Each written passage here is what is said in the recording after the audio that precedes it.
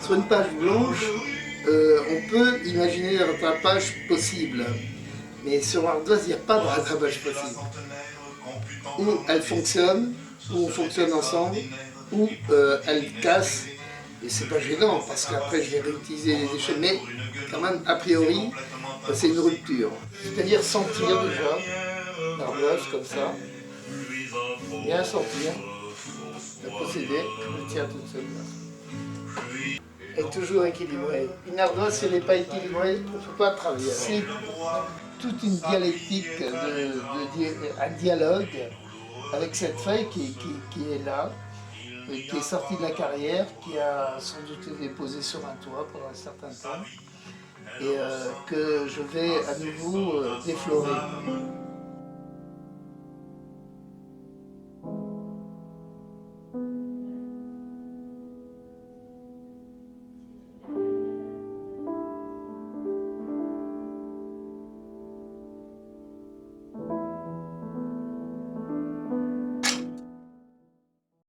Le marteau des carriers de Comana.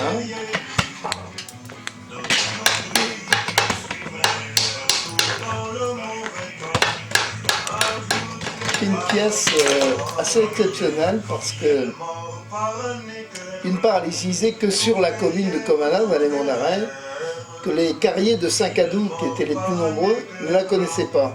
Elle a été inventée par qui? Je ne sais pas. En tous les cas, tous les carriers étaient aussi des paysans et ils avaient tous une forge, des outils aratoires et donc des restes de vieilles outils aratoires qui soudaient de façon très sommaire mais solide. Celle-ci a été fabriquée par Louis Couat, pour moi, spécialement. Elle servait surtout à tailler les grosses ardoises. Déjà, faire une approche. Ça paraît un geste violent. En fait, c'est pas un geste violent. C'est un geste mesuré, calculé. Bon, ça demande une grande concentration. Et une grande concentration. C'est important.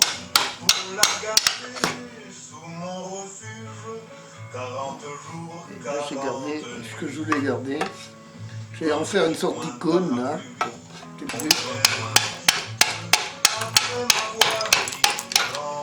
Ça pourrait être un masque. Je vais en faire un masque. Mais moi je vais en faire une icône. Donc je pointe vers le ciel. Donc je vais faire une icône.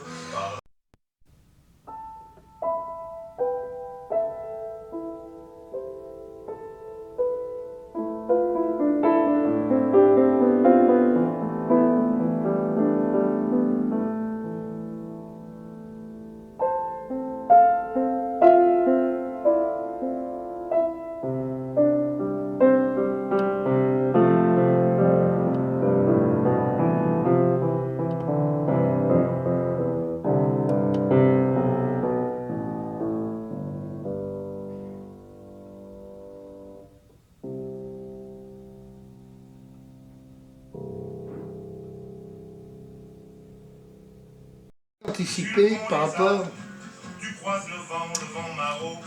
La surface au recto en fait.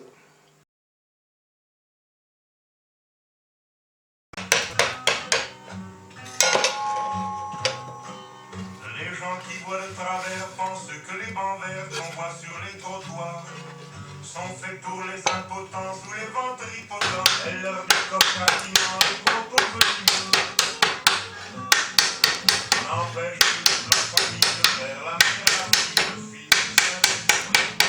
Voudrait bien de temps en temps pouvoir conduire comme eux. Les amoureux qui fréquentent le temps en public, en faisant pas mal de travers. Les passants honnêtes ont des petites gueules bien sympathiques.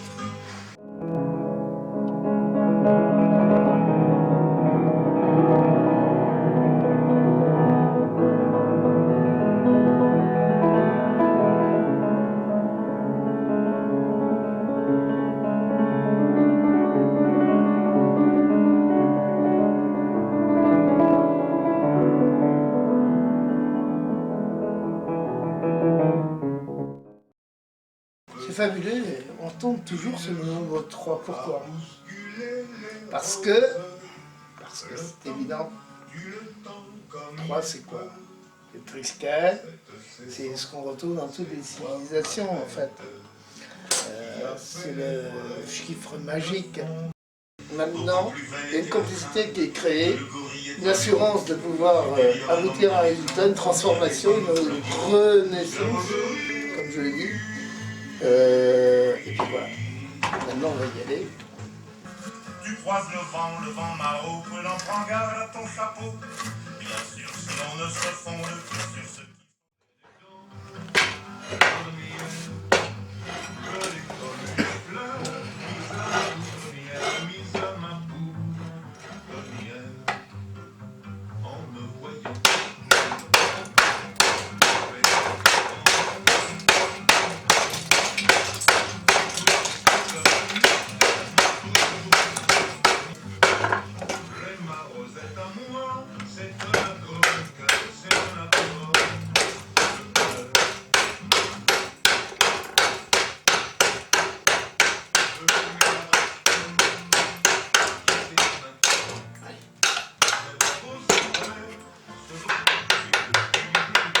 Il faut jamais, même pas les angles du cul.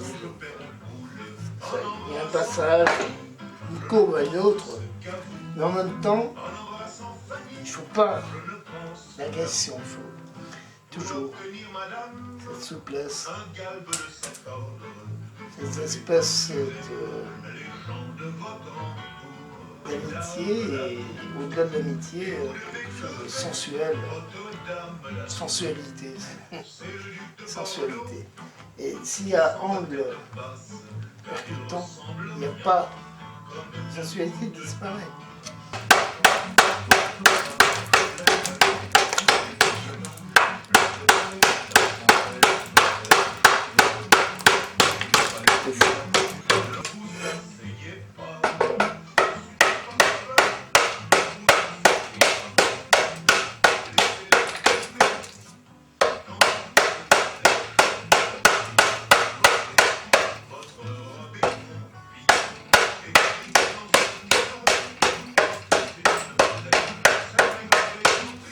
Je veux pas des perforations soient identiques, je veux une certaine improvisation. Je ne maîtrise pas. Je maîtrise la moitié, l'ardoise ne maîtrise pas de moitié, c'est une collaboration intéressante. Voilà. Et là c'est beau. Et là on découvre l'intérieur, toute la richesse. Une roche qui est sortie de millénaires de stagnation dans les couches géologiques.